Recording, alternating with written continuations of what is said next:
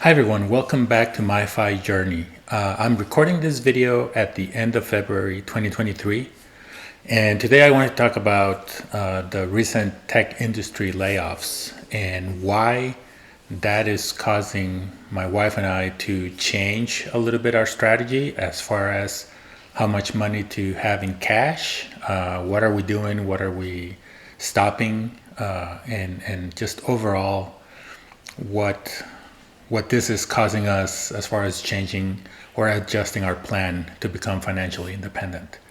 So, as you may all know, all or most of the big tech companies have announced or have already gone through or are still going through some layoffs or RIFs, reductions in workforce. Luckily, we have not been directly affected. And by what I say, when I say directly affected, we're still affected because in our case, in my company, they're still going on. And unfortunately, you're not going to know if it's directly affecting you until it does. So the problem with that is you're living in a state of anxiety this whole time.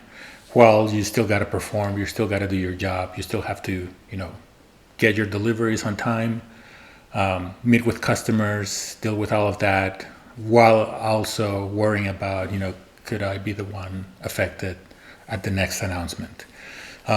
Because of this, typically we like to keep 3 to 6 months worth of expenses in cash reserves or in a savings account, in an account that it'll take a week to get the cash available, to pay for things.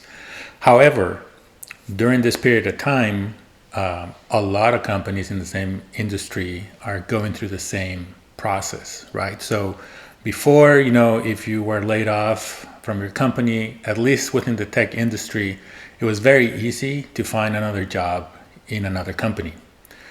Right now, the problem is most of the companies that you would end up going to are going through the same process of reductions in force, layoffs, hiring freezes. So it's taking a longer time for people that have been laid off to be able to land a comparable role at another company, right? So because of that, while we haven't been directly affected, we've decided to increase our cash reserves from 1 year, which is what we were planning on, to at least a year and a half, possibly 2 if we can get to that, although that's going to be a stretch, at least for the remaining of the year.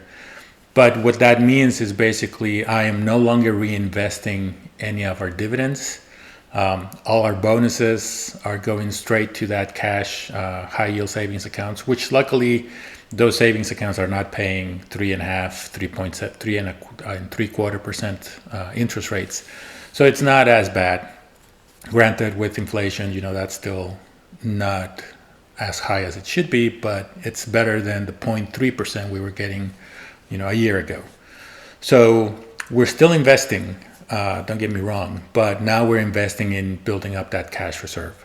Once we get to that year and a half, then we'll start splitting again into reinvesting into our brokerage account and continuing to add to our cash reserves. Because ultimately, my original plan for when I became financially independent was to have 2 years worth of expenses in cash reserves just for, the what ifs. What if the stock market takes a dump and it doesn't recover in 2 years?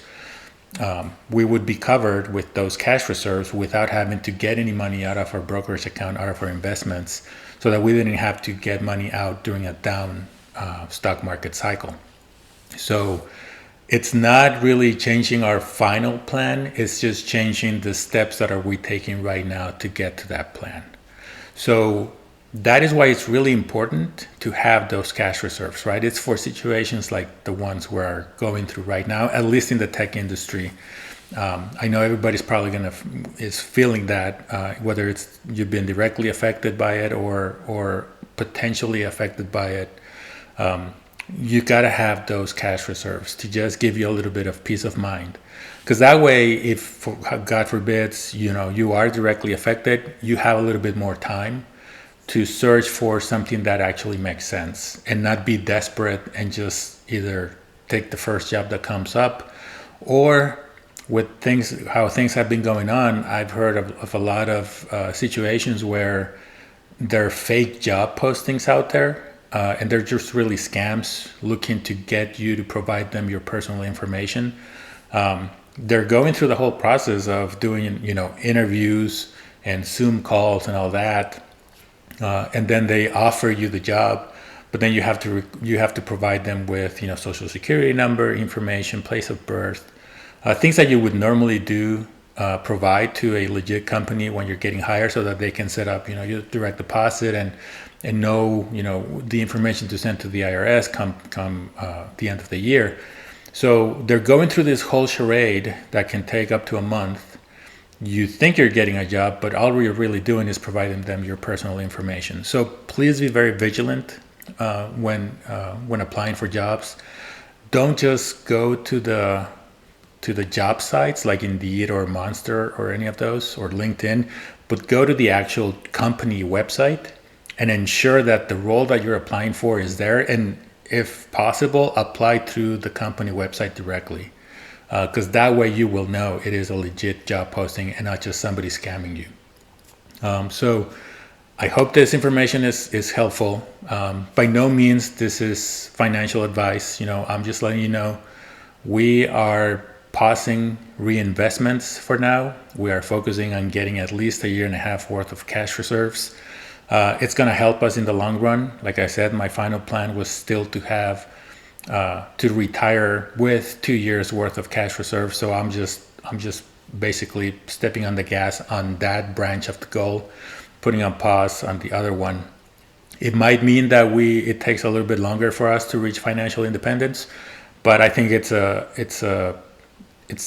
good step to take. It definitely makes sense with what I'm seeing right now. And I'd rather take longer to become financially independent than be in a situation where I'm desperate to just get whatever job comes up because I need the income at that point. Please let me know if there's anything specific you'd like me to talk about. Like I said, 2022 came with a lot of changes for us. We moved.